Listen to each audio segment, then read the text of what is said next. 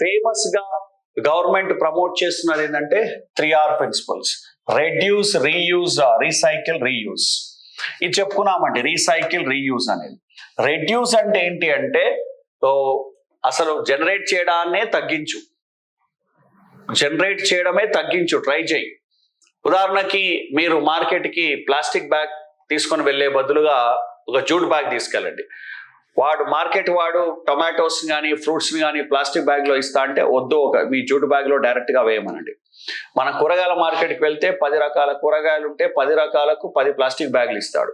దాని బదులుగా ఒక దాంట్లో వేయమనండి, లేదా మీ దగ్గర ఉన్న వేరే బ్యాగులలో వేయమనండి. You got it? అర్థమవుతుందా అండి? మీరు ఒక టీ షాప్కి వెళ్ళారు, డిస్పోజబుల్ కప్ ఇస్తారు, లేదు మీకు స్టీల్ దిమ్మనండి, లేదా గ్లాస్ కప్ ఇమ్మనండి. అంటే మీరు ఏం చేస్తున్నారు?